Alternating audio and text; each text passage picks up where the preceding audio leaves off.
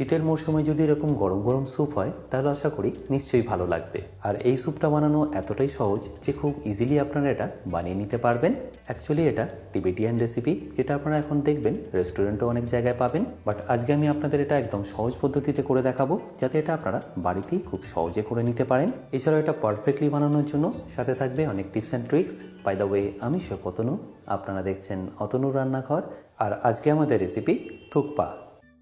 আমি এখানে ভেজিটেবল থুপকা বানাচ্ছি, বাট আপনারা চাইলে কিন্তু ননভেজ থুপকাও বানিয়ে নিতে পারেন। ভেজ বানান বা ননভেজ, তার জন্য কিন্তু আপনাদের নুডলস এখানে লাগবে। ট্রেডিশনালি নুডলস কিন্তু হোমমেড হয়, বাট আমি এখানে রেডিমেড নুডলস ব্যবহার করছি। আর এটাকে কিছুই নয়, ডাইরেক্টলি আপনাদের গরম জলের মধ্যে দিয়ে দিতে হবে সেদ্ধ করার জন্য। আমি গরম জল এখানে আগে থেকেই করে রেখেছিলাম, তাই নুডলসগুলোকে আমি ডাইরেক্টলি এর মধ্যে দিয়ে দিচ্ছি। আর দেওয়ার পরে এর মধ্যে দিয়ে দিতে হবে আপনাদের স্বাদ মতো নুন। আর নুডলসগুলো দেওয়ার পরে সাথে সাথে এটাকে আপনারা মেশাবেন না। যখনই দেখবেন 1 থেকে 1.5 মিনিট হয়ে গেছে, তারপর এটাকে একটা কাঁটা চামচের মাধ্যমে এইভাবে একটু হালকা হালকাভাবে ছাড়িয়ে নেবেন। দেখবেন প্রত্যেকটা নুডলস একদম আলাদা আলাদা হয়ে যাবে। এবার এই নুডলসটা আপনাদের কুক করে নিতে হবে, ধরে নিন 70 to 80% মতো। আর এটা মোটামুটি 70 to 80% কুক হতে সময় লেগে যাবে 4 থেকে 5 মিনিট মতো। আর 4 থেকে 5 মিনিট পরে আমি আপনাদের একটা নুডলস তুলেও দেখাচ্ছি। দেখুন, যখনই দেখবেন এইভাবে টিপলে এটা ভেঙে যাচ্ছে, তাহলে বুঝবেন এটা একদম পারফেক্টলি রেডি।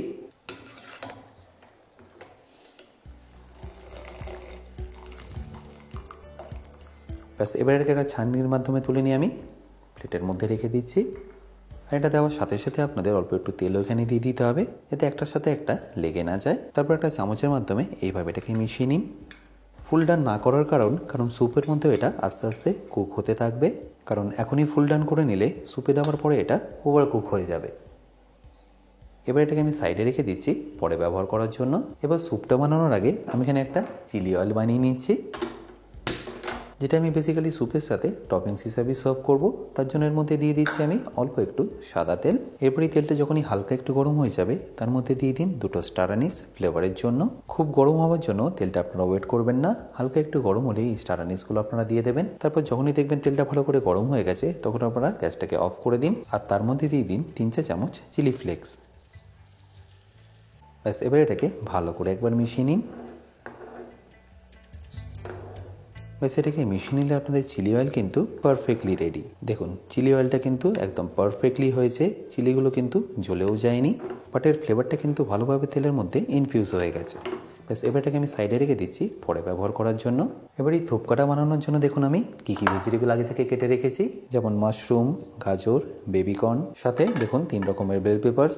আপনারা চাইলে কিন্তু এখানে 1 রকম বেল পেপার্স বা ক্যাপসিকাম দিয়ে এটা করে নিতে পারেন। আর তারপর এখানে অল্প একটু পাতলা করে ক্যাবেজও কেটে নিয়েছি। আর এই ভেজিটেবলের সাথে লাগছে অল্প একটু টমেটো আর পেঁয়াজ, যেটাকে আমি শুধু এরকম পাতলা পাতলা করে স্লাইস করে নিয়েছি। আপনারা চাইলে কিন্তু আপনাদের পছন্দ মতো ভেজিটেবল এখানে ব্যবহার করতে পারেন। এছাড়াও এই সব ভেজিটেবল কাটিং আমি দেখিয়েছি আমার বেসিক কুকিং কোর্সে। এছাড়াও কোন রেসিপির জন্য কি ভেজিটেবল কি পদ্ধতিতে কাটতে হবে সেটাও দেখিয়েছি আমি আমার বেসিক কুকিং কোর্সে। তাছাড়াও সেখানে থাকবে প্রায় 60টারও বেশি ভিডিও, যেগুলো আপনারা পেয়ে যাবেন আমার নিজস্ব ওয়েবসাইট www.otonurannahar.com-এ। আর তাছাড়া এই কোর্সটা কিনতে যদি আপনাদের কোনো রকম অসুবিধা হয়, আমার সাথে এই হেল্পলাইনে যোগাযোগ করতে পারেন।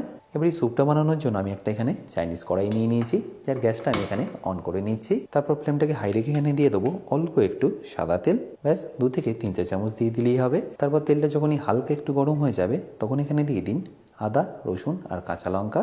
দেখতেই পাচ্ছেন আদা রসুনটাকে আমি কিন্তু ভালোভাবে চপ করে নিয়েছি, আর লঙ্কাটাকে এইভাবে একটু তেরচা করে কেটে নিয়েছি।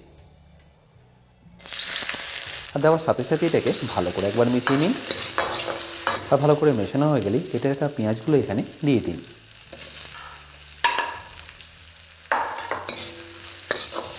আর পেঁয়াজটা দেওয়ার পরে আপনাদের খুব বেশিক্ষণ কুক করতে হবে না, হাই ফ্লেমে 1 থেকে 2 মিনিট কুক করলেই হবে।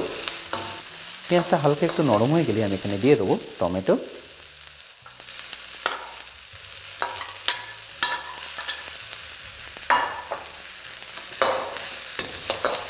যেটাকে ওই একইভাবে আমি ভালো করে একবার মিশিয়ে নেব। এই সময় কিন্তু আপনারা ফ্লেমটা একদম হাই রাখবেন। আর তারপর যখনই দেখবেন টমেটোটা একটু নরম হয়ে এসছে, তখন এখানে দিয়ে দিতে হবে কিছু মশলা, যেমন সামান্য একটু হলুদ গুঁড়ো ওই 1/2 চা চামচ মতো। তারপরে এতে দিয়ে দিন রঙের জন্য 1 চা চামচ কাশ্মীরি লঙ্কার গুঁড়ো। এবার টেস্টে একটু বাড়িয়ে নেওয়ার জন্য দিয়ে দিন অল্প একটু জিরে গুঁড়ো, ওই ধরুন 1/2 চা চামচ মতো। তার সাথে দিয়ে দিন আরও 1/2 চা চামচ ধনে গুঁড়ো, আর সবশেষে স্বাদ মতো নুন। ব্যাস, এবারই সব কিছুতে ভালো করে একবার মিশিয়ে নিন।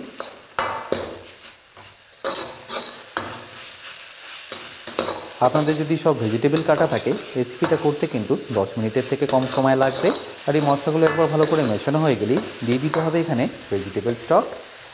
এই ভেজিটেবল স্টকও কীভাবে বানাতে হয় সেটা কিন্তু দেখিয়েছি আমি আমার বেসিক কুকিং কোর্সে। আপনারা যদি এখানে ননভেজ স্যুপ বানাতে চান সেক্ষেত্রে আপনারা এখানে ননভেজ স্টক ব্যবহার করতে পারেন। এবার এটাকে আপনারা ফোটার জন্য ওয়েট করুন। দেখতেই পাচ্ছেন স্যুপটা কিন্তু আস্তে আস্তে ফোটা শুরু করেছে। এবার দেখুন এর মধ্যে আর কি দিয়ে দিতে হবে। প্রথমেই দিয়ে দিন হাফ চা চামচ সয়া সস। অ্যাকচুয়াল রেসিপিতে কিন্তু এটা ব্যবহার করা হয় না, বাট টেস্টে একটু বাড়িয়ে নেওয়ার জন্য আমি এখানে দিয়ে দিলাম। আর এর সাথে দিয়ে দিন সামান্য একটু গরম মশলা। তারপরে সব কিছুকে ভালো করে একবার মিশিয়ে নিয়ে কেটে নেওয়া ভেজিটেবলগুলো একে একে এখানে দিয়ে দিতে হবে। আর ভেজিটেবলের মধ্যে এই গাজর আর বেবিকর্নটাকে সবার প্রথম দিয়ে দিতে হবে, তার কারণ এগুলো কুক হতে একটু বেশি সময় লাগবে। মোটামুটি 1 থেকে 1.5 মিনিট এটাকে কুক হয়ে যাওয়ার পরে তারপরে বাকি ভেজিটেবলগুলো এখানে দিয়ে দেবেন। এবার 1 থেকে 1.5 মিনিট পরে বাকি সবজিগুলো এখানে দিয়ে দিন।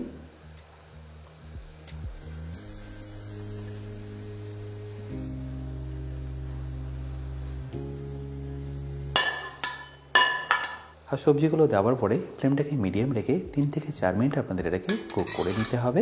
আবারও বলছি, যদি আপনাদের মনে হয় এটা আপনারা ননভেজ করবেন সেক্ষেত্রে আপনারা এখানে চিকেনেরও ব্যবহার করতে পারেন। ব্যাস এবার এটাকে এইভাবেই কুক হতে দিন 4 থেকে 5 মিনিটের জন্য।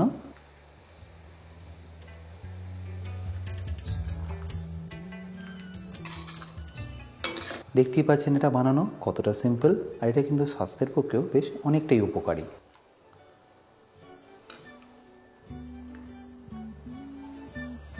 ব্যাস তাহলেই দেখছেন এটা একদম ভালোভাবে ফুটে গেছে। ব্যাস ফাইনালি এবার এটাকে আমি ফিনিশ করে নেব। তার জন্য লাগবে অল্প একটু সেসিমি অয়েল, যেটাকে আমরা তিলের তেলও বলে থাকি। আপনাদের কাছে যদি অ্যাভেলেবেল না থাকে তাহলে এটা স্কিপও করতে পারেন। তারপর ফাইনালি সবশেষে দিয়ে দিন অল্প একটু গোলমরিচ গুঁড়ো। দেখুন ভেজিটেবলগুলো এখানে কিন্তু একদমই ওভারকুক হয়নি, তাই এখানে আপনাদের 4 থেকে 5 মিনিটের বেশি কিন্তু এটাকে কুক করা যাবে না। এবার ফাইনালি এটাকে আমি আপনাদের সার্ভ করে দেখাচ্ছি।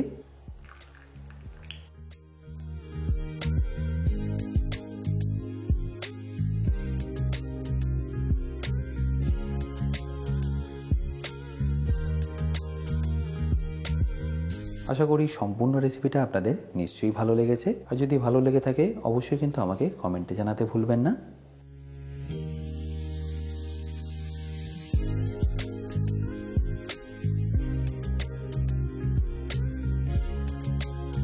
বাই দ্য ওয়ে, আমি শেফ অতনু, আপনারা দেখছিলেন অতনুর রান্নাঘর। দেখা হচ্ছে আপনাদের সাথে আর একটা নতুন রেসিপি নিয়ে নেক্সট এপিসোডে। ভালো থাকবেন, সুস্থ থাকবেন।